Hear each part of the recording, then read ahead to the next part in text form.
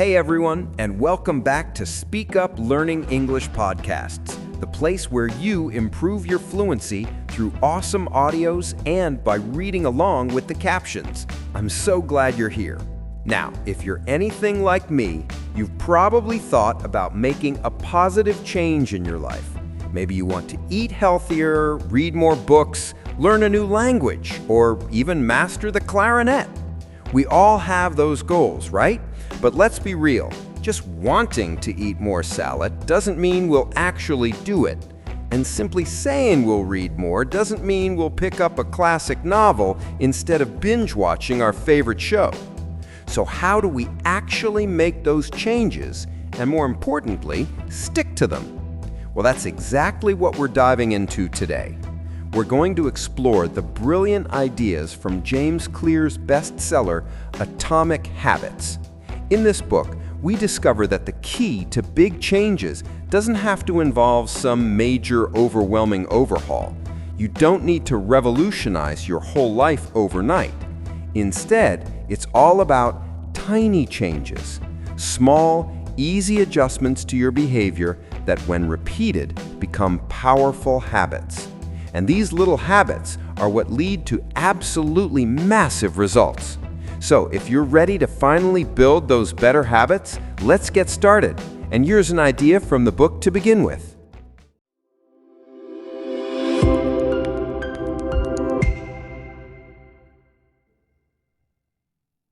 To kick things off, I want you to imagine a plane preparing to take off from Los Angeles. The plane's destination is New York City. The pilot enters all the correct information into the plane's computer, and the plane takes off heading in the right direction. But now imagine that not long after takeoff, the pilot accidentally changes the direction the plane is flying in. He only changes it by 3.5 degrees, which is nearly nothing, just a few feet.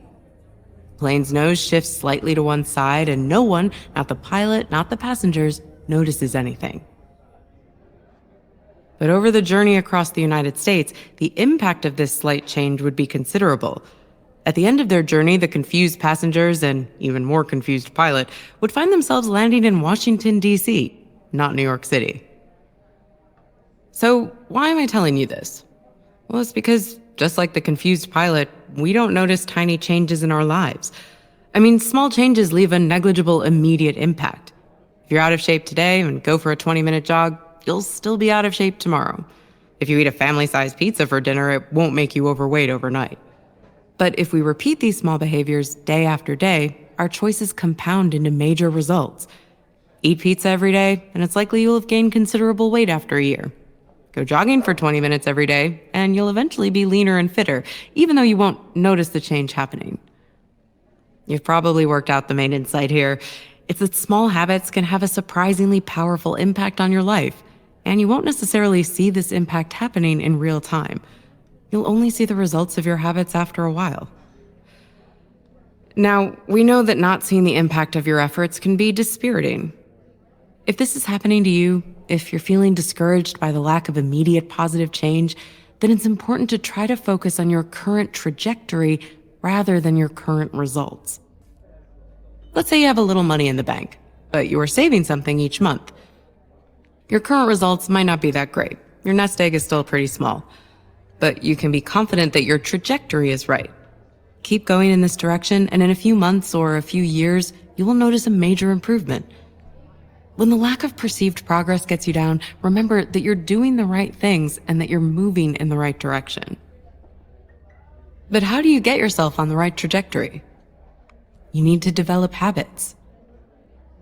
When you walk into a dark room, you don't think about what to do next. You instinctively reach for a light switch. Reaching for a light switch is a habit. It's a behavior that you've repeated so many times that it now happens automatically. Habits like this dominate our lives, from brushing our teeth to driving our car. They're immensely powerful. But how are they formed? Well, in the 19th century, a psychologist named Edward Thorndike tried to answer this question. Apologies to the cat lovers out there, his experiments weren't very feline friendly. Okay, here's how he went about researching how habits are formed. First, he placed some cats inside a black box. Any cat owner will know how difficult this must have been. Then he timed how long it took them to escape. To start with, each cat behaved exactly as you'd expect when placed inside a box. It desperately looked for a way of escape. It sniffed and pawed at the corners, it clawed at the walls. Eventually, the cat would find a lever that, when pressed, would open a door, enabling it to escape. Thorndike then took the cats that successfully escaped and repeated the experiment. He placed them back inside the box. What did he find? After being put in the box a few times, each cat learned the trick. Rather than scrambling around for a minute or more, the cats went straight for the lever. After 20 or 30 attempts, the average and by now pretty fed-up cat would escape in just 6 seconds. In other words, we can say that the process of getting out of the box had become habitual for the cats. With his experiment, Thorndike had discovered something important. Behaviors that give satisfying consequences, in this case gaining freedom, tend to be repeated until they become automatic. We've learned a lot more about habits in the decades after Thorndike's experiment. We now know that habits actually are made up of 4 distinct elements. First, there's the cue, or a trigger to act. Walking into a dark room cues you to perform an action that will allow you to see. Then comes a craving for a change in state, in this case, from darkness to light. Then comes a response or action, flicking the light switch. The final step in the process, and the end goal of every habit, is the reward. In this case, it's the feeling of mild relief and comfort that comes from being able to see your surroundings. Every habit follows the same process. Do you drink coffee every morning? Waking up is your cue, triggering a craving to feel alert. Your response is to drag yourself out of bed and make a cup of joe. Your reward is feeling wide awake and ready to face the world. Okay, now that you have an idea of how habits work, let's look at how you can develop good habits that can change your life for the better. So we've just discovered how habits are formed. Let's briefly recap. A habit consists of 4 things: a cue, a trigger that gets you to act; a craving, a desire you want to achieve; a response, the action of the habit itself; and a reward, the positive feeling you get from completing the habit. The thing is, once you know how they work, you can start to hack the habit-forming process to get good, productive habits to stick. Let's say you're desperate to learn the guitar. You've got your instrument, you've picked up the basics, but you struggle to keep up with practice. Every morning you tell yourself that you'll play later on, but the end of the day soon comes and you haven't picked up your guitar once. But now that you know the secrets to building a habit, you can use it to your advantage. In this case, you want to make the cue to pick up your guitar impossible to miss. Instead of keeping your instrument in the cupboard or in the corner of your spare room, leave it right in the middle of your living room. Leave it there in full view. Make your cue visible and unmissable. This will make it easier to turn your desire to practice into a habit. Changing your environment to put your cues front and center will help, but if you want to perfect your triggers even more, you can use what's known as implementation intentions. So what are these? When it comes to setting good habits, most of us tend to be too vague about our intentions. We say, I'm going to eat better, or I'm going to learn the guitar, and we simply hope that we'll follow through. An implementation intention can help us move beyond the vague intention. Implementation intentions introduce a clear plan of action. They help you set out when and where you'll carry out the habit you'd like to cultivate. Okay, let's return to our guitar example. Instead of telling yourself that you're going to practice guitar sometime this week, tell yourself, on Monday, Wednesday, and Friday, when the alarm goes off, the first thing I'll do is pick up my guitar and practice for 1 hour. And don't forget to leave your guitar in the middle of the room. By creating an implementation intention, you'll give yourself both a clear plan and an obvious cue. And it may surprise you how much easier it will be to build a positive habit. Let's take a little pause in our exploration here. So you might be wondering, this all sounds quite plausible, but does it really work? Can I actually tweak my environment and make it easy to form positive habits? Sounds good on paper, right? But in practice? Well, to answer the question, let's look at the work of Anne Thorndike, a doctor based in Boston. And in case you're wondering, she isn't related to the cat lover, Edward Thorndike. Dr. Anne Thorndike faced a problem most health professionals face. She wanted to help her patients improve their diets and snacking habits. But she also knew that making a conscious decision to eat healthier can be hard. It takes a lot of willpower and discipline. And not all of us have endless supplies of willpower and discipline. So Anne Thorndike and her colleagues designed a test. As part of the experiment, she had the hospital cafeteria rearranged. The soda in the refrigerators next to the cash registers was replaced with bottled water, and baskets of bottled water placed all around the cafeteria. Dr. Thorndike and her team then watched to see what would happen. And what do you think happened? Well, over 3 months, soda sales fell by 11% and water sales shot up by over 25%. Simply by creating more queues for people to drink water, Dr. Thorndike and her team were able to get people to make the healthier choice. In other words, they were able to help people build better habits without forcing them to make a conscious decision to do so. Clear evidence that altering your environment can help you adopt better habits. We're now about halfway through our exploration of atomic habits. We've looked at how powerful habits are, how they are made, and how you can use habit cues to your advantage. Now it's time to talk about the reward side of habit building. In 1954, neuroscientists James Olds and Peter Milner ran an experiment to look into the neuroscience behind desire. Using electrodes, they blocked the release of the neurotransmitter dopamine in some rats. The results were surprising. The lab rats simply lost the will to live. Without dopamine, they had no desire to eat, drink, reproduce, or do anything else. Just a few days later, they all died of thirst. This rather disturbing story tells us one thing. Dopamine is a crucial motivator. When we do something beneficial for our survival, eating, drinking, having sex, dopamine is released and we feel good. This feeling of pleasure motivates us to do the beneficial action again and again. So far, so clear, but what does this have to do with habit building? Well, we don't actually have to do the pleasurable activity to get the hit of dopamine. The mere anticipation of doing something pleasurable is enough to get the dopamine flowing.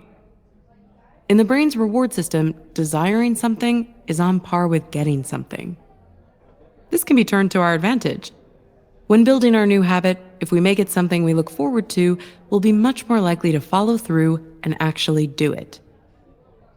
Here's where I'd like to introduce you to the concept of temptation bundling.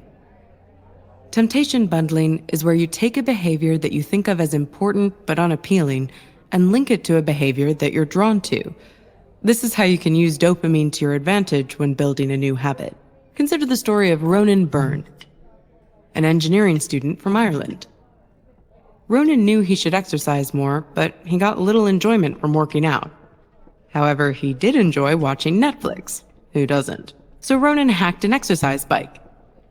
He connected the bike to his laptop and wrote some code that only allowed Netflix to run if he was cycling at a certain speed. By linking exercise literally to a behavior that he was naturally drawn to, he transformed a distasteful activity into a pleasurable one. You don't have to engineer a complex Netflix exercise bike contraption to apply this to your own life. There are easier ways to do this. For example, if you need to work out, but you want to catch up on the latest A-list gossip, you could commit to only reading magazines while at the gym. Or if you want to watch sports, but you need to make sales calls, promise yourself a half hour of ESPN after you talk to your 10th prospect. Just find a way of making those unattractive but important tasks enjoyable, and you'll be surfing a wave of dopamine and creating positive habits at the same time. Making a habit pleasurable is a surefire way to make it stick. Another way we can hack the habit building process is to make it easy. Easy behaviors dominate our lives. We scroll through social media or munch through a bag of potato chips because these are easy things to do. On the other hand, doing 100 push-ups or studying Mandarin are both pretty tough and take up a lot of effort. This is why we don't find ourselves drawn to intensive exercise or language learning in our spare time. By making our desired habits as easy as possible, we stand the best chance of turning them into a habit. And the good news is, there are various ways we can make this happen. The first way is by reducing friction. Here's what it means. James Clear has always been hopeless at sending greeting cards. His wife, though, never misses an occasion to send a card. And there's a clear reason for this. She keeps a box of greeting cards at home, pre-sorted by occasion. This little bit of preparation makes it easier to send congratulations or condolences or whatever is called for. She doesn't have to go out and buy a card for when someone gets married or gets a new job, and this reduces the friction involved in sending one. Friction is a two-way process. You can reduce friction to turn a beneficial behavior into a habit, but you can also increase friction if you want to kill a bad habit. So if you want to waste less time in front of the TV, unplug it and take the batteries out of the remote. This will introduce enough friction to ensure you only watch when you really want to. So that's friction. The second trick for making a habit easier in the long term is what's known as the 2-minute rule. The 2-minute rule is a way to make any new activity feel manageable. The principle is that any behavior can be distilled into a habit that is doable within 2 minutes. So if you want to read more, then don't commit to reading one book every week. No, instead, make a habit of reading 2 pages per night. Or if you want to run a marathon, then commit to simply putting on your running gear every day after work. The 2-minute rule is a way to build easily achievable habits, small accomplishments that can lead you on to greater things. Once you've pulled on your running shoes, you'll probably head out for a run. Once you've read 2 pages, you'll likely continue. Simply getting started is the first and most important step toward doing something. We're getting closer to the end now, but before we're done, let's talk about the final rule for using habits to improve your life. And to do this, we need a story. It's the story of a very successful public health researcher named Stephen Luby. Back in the 1990s, Luby was working in a neighborhood of Karachi, Pakistan, and was excellent at his job. He was able to reduce diarrhea among the local children by a huge 52%. He also cut pneumonia rates by 48% and the rate of skin infection by 35%. So what was his secret? Nice soap. Yeah, that's right. Luby's huge public health achievements were the result of nice soap. Luby knew that hand washing and basic sanitation were essential to reducing illness. The locals understood this too, but they just weren't turning their knowledge into a habit. Everything changed when Luby worked with Procter & Gamble to introduce a premium soap into the neighborhood for free. Overnight, hand washing became a satisfying experience. The new soap lathered easily and smelled delightful. Suddenly, everyone was washing their hands because it was now a pleasing activity. Stephen Luby's story illustrates the final and most important rule for behavioral change. Habits need to be satisfying. Making good behavior satisfying can be difficult. This is due to human evolution. Today, we live in what is known as a delayed return environment. You turn up at the office today, but the return, a paycheck, doesn't come until the end of the month. You go to the gym in the morning, but you don't lose weight overnight. Unfortunately, our brains evolved to cope with an immediate return environment. Our distant relatives weren't thinking about long-term returns like saving for retirement or sticking to a diet. They were focused on immediate concerns like finding their next meal, seeking shelter, and staying alert enough to escape any nearby saber-toothed tigers. This focus on immediate returns can encourage bad habits. Smoking may give you lung cancer in 20 years, but in the moment, it relieves your stress and the craving for nicotine. The immediate hit from your cigarette will likely override the long-term costs to your health. All this means is that when pursuing habits with a delayed return, you need to try to attach some immediate gratification to them. I can explain this best by using the experiences of a couple the author knows. Now, this couple wanted to eat out less, cook more, get healthier, and save money. These are goals with delayed returns. To give their objectives a little immediate return kick, they opened a savings account called Trip to Europe. Every time they avoided a meal out, they transferred $50 to the account. The short-term satisfaction of seeing $50 land in that savings account provided the immediate gratification they needed to keep them on track for the ultimate, longer-term reward. Okay, so we've learned how to build great habits. But no matter how pleasurable and satisfying we make our habits, we may still fail to maintain them. One simple trick for making new habits stick is called habit tracking. Throughout history, many people have succeeded by keeping a record of their habits. One of the most well-known is Benjamin Franklin. From the age of 20, Franklin kept a notebook in which he recorded adherence to 13 personal virtues. These virtues included aims like avoiding frivolous conversation and to always be doing something useful. Each night, Franklin would record his progress in each area. You can follow Franklin's habit tracking lead by using a simple calendar or diary and crossing off every day that you stick with your chosen behaviors. You'll find it effective. Habit tracking is itself an attractive and satisfying habit. The anticipation and action of crossing off each day will feel good and keep you motivated. The next thing I recommend you do is to develop a habit contract that imposes negative consequences if you fail to stay on track. Brian Harris is an entrepreneur from Nashville, and he took his habit contract very seriously. In a contract signed by him, his wife, and his personal trainer, he committed to get his weight down to 200 pounds. He identified specific habits that would help him get there.